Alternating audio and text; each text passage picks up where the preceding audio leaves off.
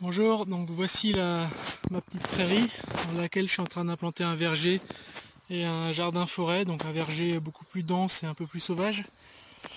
Euh, Moi j'ai toujours besoin de paillage pour mes petits arbres fruitiers. Donc là par exemple c'est un poirier que j'ai greffé l'an dernier et planté pendant l'hiver. Donc lui pendant une année il va avoir besoin d'humidité.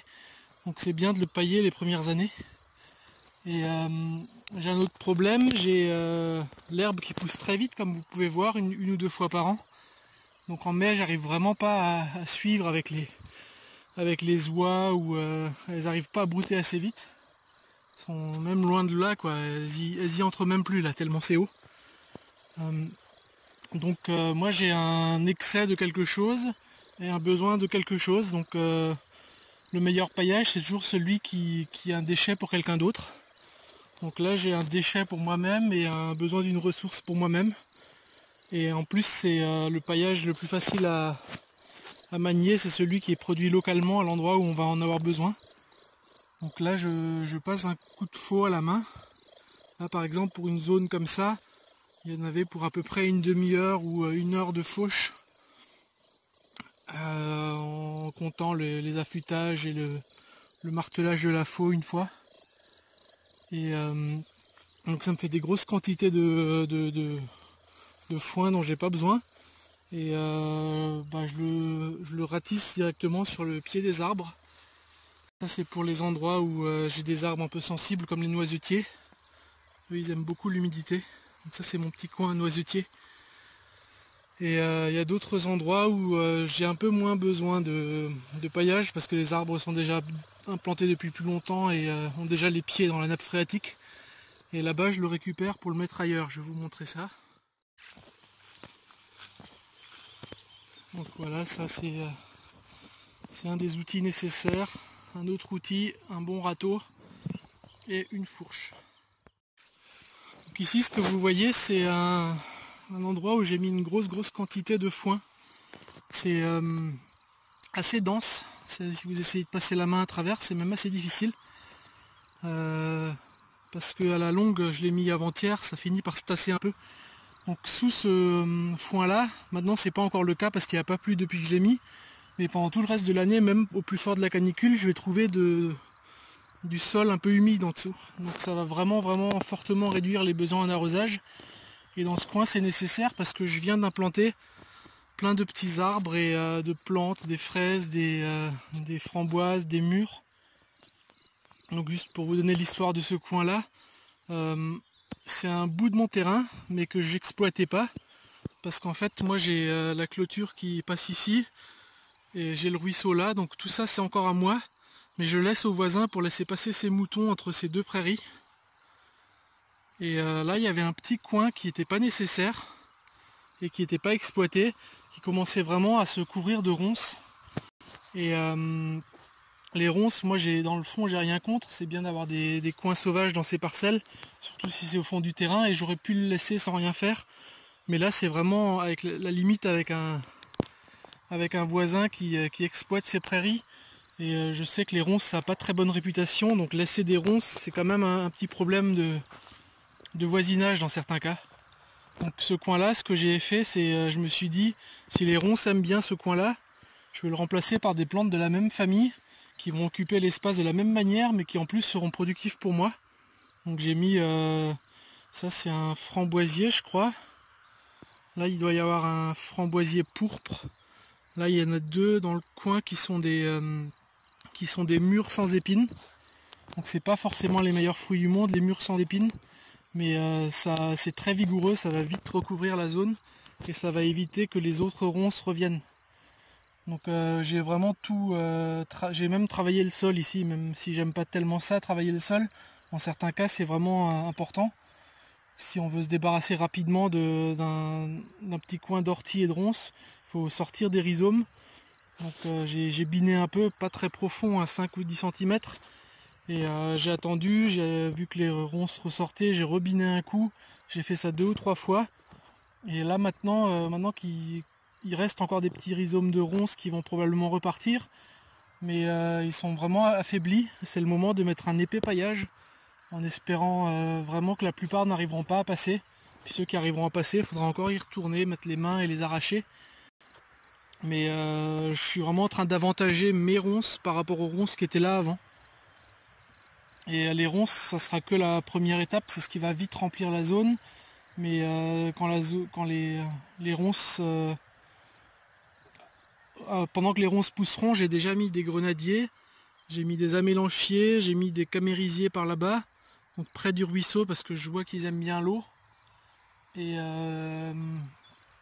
je vais encore mettre probablement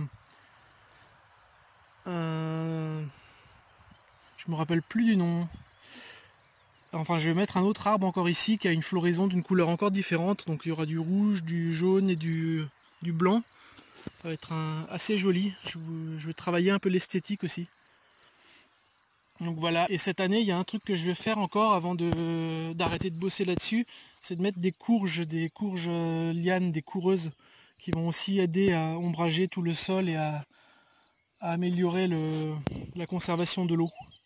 Et en plus, ça me fera une production de courges butternut ici et de quelques courgettes. Voilà pour mes derniers petits projets en cours. Je voulais juste préciser encore que je fauche pas tout en même temps. Donc là, il y a une zone qui sera peut-être fauchée. Ça dépend si j'ai besoin encore d'un peu de paillage ou pas, mais je peux très bien la laisser jusqu'à en plein hiver et en hiver y passer à la débroussailleuse. Alors l'inconvénient d'attendre, c'est qu'à un moment donné, il y aura des orages, les vents, déjà cet après-midi, il y a des orages forts prévus, ça va coucher les hautes herbes, et à partir de là, ça sera quasiment impossible de faucher à la main, enfin de faucher à la faux manuelle.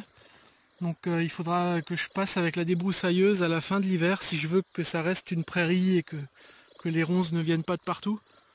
Donc c'est quand même important de laisser des zones avec des hautes herbes pendant qu'on enlève le reste, pour que toute la vie qu'on dérange puisse se réfugier là pendant un certain temps, le temps que l'herbe repousse là-bas. Pareil ici, j'ai fait un gros passage en libérant la plupart de mes arbres pour bien surveiller les ronces qui vont pousser autour des arbres. Mais j'ai laissé une bande à droite, une bande au milieu, et il y a encore une bande d'herbe qui est derrière la petite haie de prunelier. Sans rapport avec le reste de la vidéo, je vais vous montrer quelques fruits qui sont en train de produire en ce moment. Donc il y a mes mûres. C'est un mûrier noir, Maurus nigra, variété Wellington. Et il avait déjà produit un peu l'an dernier. Et là c'est la première année qui fait une production assez abondante, jusque assez haut dans les branches. Donc ça va être de plus en plus productif au fur et à mesure des années. Et à un moment donné, j'arriverai plus à les récolter parce qu'elles seront trop hautes et elles tomberont et elles seront mangées par les poules. Un autre arbuste qui est en pleine production en ce moment, c'est une de mes variétés de camérisiers, donc les chèvrefeuilles comestibles, les baies de mai. Et maintenant, je me suis rendu compte, parce que j'ai 5 ou 6 variétés différentes, que c'est vraiment pas homogène dans la période de production. Il y en a qui commencent mi-mai et ça va jusqu'à fin juin à la production. Et elles ont des goûts assez différents les unes des autres. Donc certaines sont beaucoup plus acides, et certaines variétés sont bien sucrées. Mais dans l'ensemble, ça reste un fruit qui est bien meilleur que la groseille en termes d'acidité. Donc même les plus acides sont mangeables tels quels, sans préparation. Un autre arbuste qui commence à produire juste maintenant, c'est mon amélanchier. C'est celui que j'ai acheté sur un marché aux plantes. Qui a pas vraiment, c'est pas une variété sélectionnée, c'est juste un amélanchier alnifolia standard. Et vous voyez, il y a certains des fruits qui commencent à être bien violets maintenant. Donc là, elles sont déjà très bonnes. Ça, c'est un des deux qui est en train de produire en ce moment. J'ai une série d'autres variétés fruitières à fruits plus gros, presque 2 ou 3 fois plus gros que ça, et peut-être un peu plus sucré encore. Mais déjà ça c'est bien sucré, qui vont produire plutôt dans mi-juin. Encore un camérisier, celui-là il n'est pas tout à fait mûr encore. J'ai dû tirer un peu pour enlever le fruit, alors que quand ils sont vraiment mûrs, le fait de secouer la branche fait tomber tous les fruits. Et donc ça va gagner encore beaucoup en sucre là, même si visuellement il a déjà l'air mûr. Et ça c'est encore un amélanchier.